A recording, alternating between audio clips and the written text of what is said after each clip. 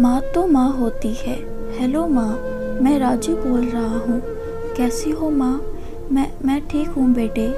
ये बताओ तुम और बहू दोनों कैसे हो? हम दोनों ठीक हैं माँ, आपकी बहुत याद आती है। अच्छा सुनो माँ, मैं अगले महीने इंडिया आ रहा हूँ तुम्हें लेने। क्या? हाँ माँ, अब हम सब साथ ही रहेंगे। नीतू कह रही थी माँ जी को अमेरिका ले आओ, वहाँ अकेली बहुत परेशान हो रही होगी। हेलो, सुन रही हो माँ? हाँ हाँ बेटे। बूढ़ी आंखों से खुशी के आंसू-धारा बह निकली। बेटे और बहू का प्यार नस नस में दौड़ने लगा। जीवन के 70 साल गुजार चुकी सावित्री ने जल्दी से अपने पल्लू से आंसू पोंछे और बेटे से बात करने लगी। पूरे 2 साल बाद बेटा घर आ रहा था। बूढ़ी सावित्री ने मोहल्ले भर में दौड़ दौड़ कर ये खबर सबको सुना दी। सभी खुश थे कि चलो बुढ़ापा चैन से बेटे और बहू के साथ गुजर जाएगा। राजू अकेला आया था। उसने कहा कि माँ, हमें जल्दी ही वापस जाना है, इसलिए जो भी रुपया पैसा किसी से लेना है वो लेकर रख लो, और तब तक मैं किसी प्रॉपर्टी डीलर से मकान की बात करता हूँ। मकान? माँ ने पूछा। हाँ माँ, अब ये मकान बेचना पड़ेगा, वरना कौन इसकी देखभाल करेगा? हम सब तो अब अमेरिका में ही रहेंगे। बूढ़ी आंखों ने मकान के कोने कोने को ऐसे निहारा जैसे किसी अवैध बच्चे को सहला रही हो। आनन फानन और औने पौने दाम में राजू ने मकान बेच दिया।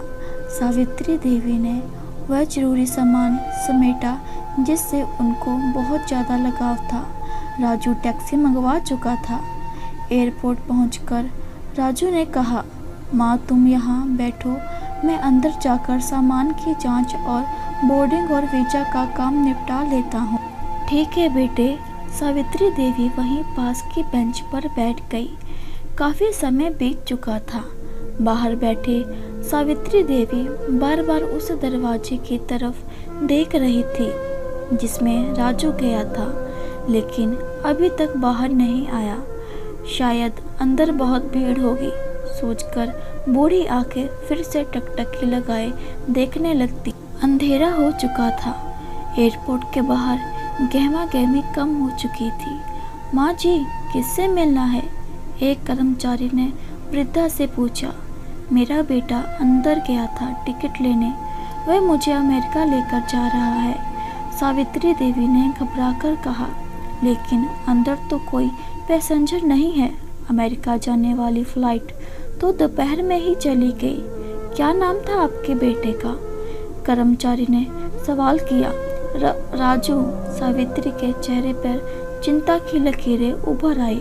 कर्मचारी अंदर गया और कुछ देर बाद बाहर आकर बोला, माँ जी, आपका बेटा राजू तो अमेरिका जाने वाली फ्लाइट से कब का जा चुका। क्या? वृद्धा की आंखों से आंसुओं का सैलाब फूट पड़ा। बूढ़ी माँ का रोम रोम कांप उठा। किसी तरह वापस घर पहुंची, जो अब बिक चुका था। रात में घर के बाहर चबूतरे पर ही सो गई।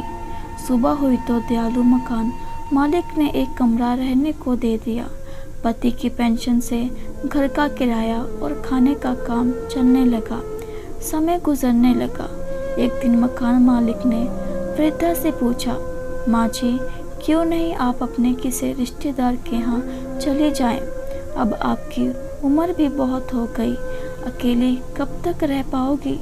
हाँ, चली तो जाऊँ, लेकिन कल को मेरा बेटा आया तो यहाँ फिर कौन उसका ख्याल रखेगा? Thank you for watching. Video पसंद आई हो तो लाइक और शेयर कीजिएगा।